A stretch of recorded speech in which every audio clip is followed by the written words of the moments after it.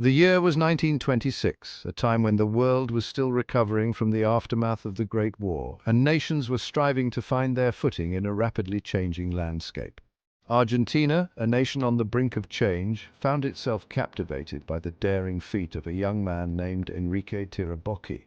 This was a period of transformation, where the spirit of adventure and the quest for national pride were intertwined. On a chilly February morning, Tirabocchi plunged into the icy waters of the English Channel, embarking on a grueling swim that would etch his name into the annals of history. The English Channel, known for its unpredictable weather and treacherous currents, had been a formidable challenge for many before him. His goal was not just personal glory, it was to become the first South American to conquer the treacherous channel. This was a monumental task, one that required not only physical endurance but also immense mental fortitude. Tirabocchi's journey was fraught with peril. The waters of the English Channel were notoriously rough, with waves that could easily overwhelm even the most experienced swimmers. The frigid waters numbed his limbs while strong currents threatened to pull him off course. Each stroke was a battle against nature, a test of his resolve and determination. Yet driven by an unwavering spirit and the hopes of a nation, he persevered. Tirabocchi's determination was fueled by the knowledge that his success would inspire countless others back home. Hour after grueling hour, he battled the elements, his determination fueled by the cheers of his countrymen echoing across the Atlantic. The support from his fellow Argentinians was a constant source of motivation, pushing him to keep going despite the overwhelming odds. Finally, after more than 16 hours of relentless struggle, Tirabocchi emerged on the shores of England triumphant. His achievement was not just a personal victory, but a historic moment that resonated with people far and wide. His victory sent shockwaves of jubilation throughout Argentina. The entire nation celebrated, seeing in Tirabocchi's success a reflection of their own potential and resilience. Here was a symbol of national pride, a testament to the indomitable spirit of a people. Tirabocchi's triumph became a rallying point, a source of inspiration for generations to come. Tirabocchi's feat resonated far beyond the realm of sports. It was a beacon of hope, a testament to the belief that even the most daunting challenges could be overcome. His story is a reminder that with determination, courage, and the support of a community, anything is possible. Enrique Tirabocchi's name will forever be etched in history, not just as a swimmer, but as a symbol of human perseverance and the unyielding spirit of Argentina.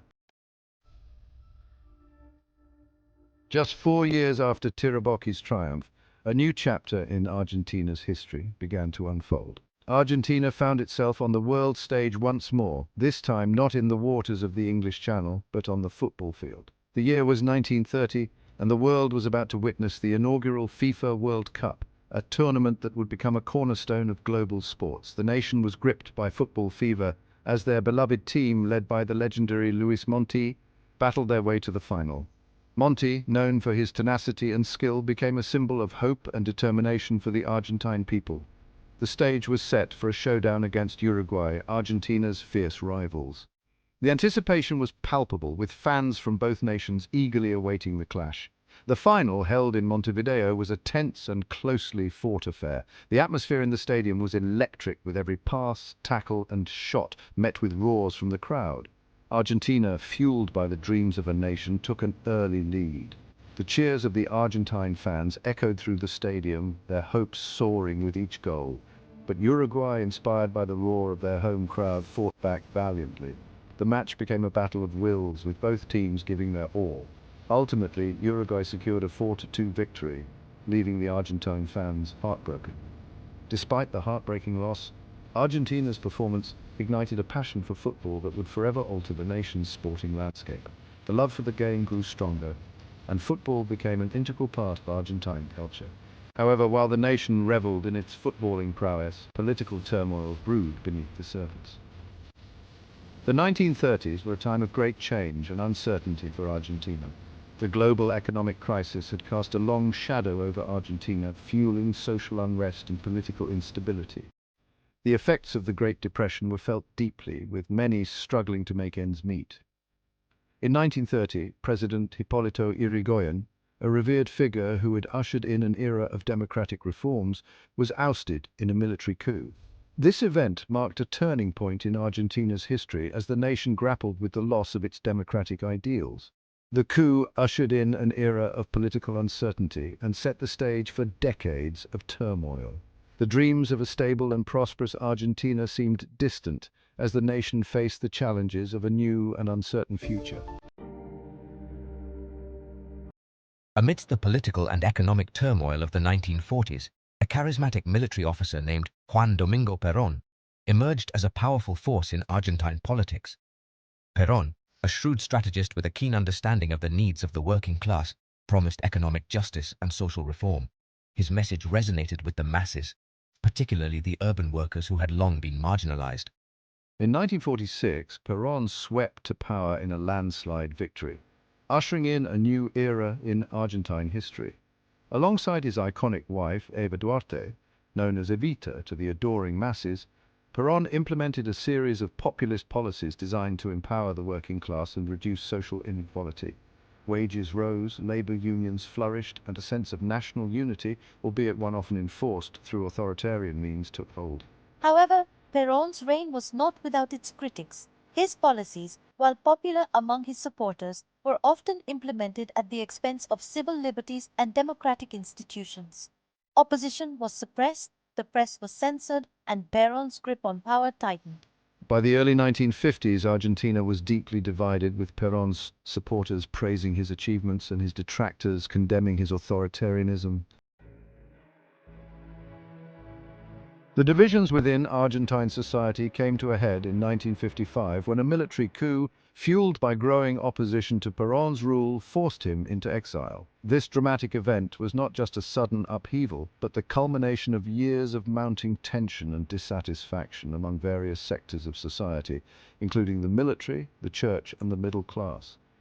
Perón's policies, which had initially garnered widespread support, increasingly alienated these groups, leading to a volatile political climate. The coup marked the beginning of a turbulent period in Argentine history, characterized by political instability, economic volatility, and social unrest. The immediate aftermath saw the country grappling with a power vacuum as various factions vied for control. The economy, already strained by Perón's populist policies, further deteriorated, leading to widespread hardship and discontent among the populace. Protests and strikes became a common sight in Buenos Aires and other major cities, reflecting the deep-seated frustrations of the people.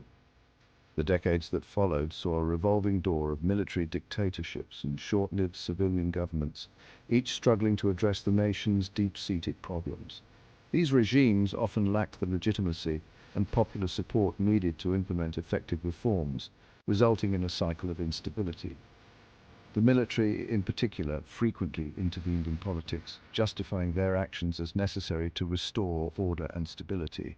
However, their rule was often marked by authoritarianism and human rights abuses.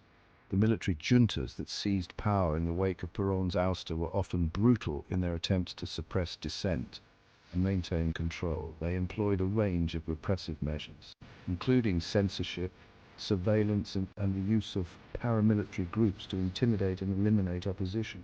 The infamous Dirty War of the late 1970s and early 1980s saw thousands of suspected dissidents kidnapped, tortured, and killed, leaving a lasting scar on the national psyche. Political opponents were imprisoned, tortured, or disappeared, casting a dark shadow over the nation. Families of the disappeared, known as the desaparecidos, were left in a state of anguish and uncertainty, not knowing the fate of their loved ones. Human rights organizations, both domestic and international, condemned the actions of the military regimes, but their pleas often fell on deaf ears. The culture of fear and repression stifled political discourse and hindered the country's development. The economy, once a source of national pride, sputtered under the weight of mismanagement and corruption. Successive governments struggled to implement coherent economic policies, leading to hyperinflation, soaring debt, and widespread poverty. The once thriving industrial sector declined and unemployment rates soared.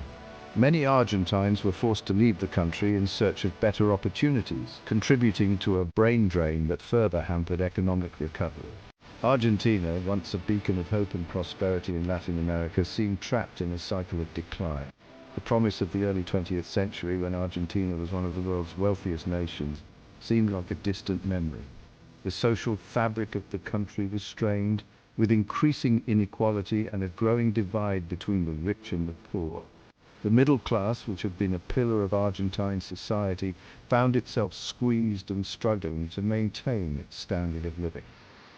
Despite the turmoil, the Peronist movement, inspired by the legacy of Juan and Evita, remained a potent force in Argentine politics.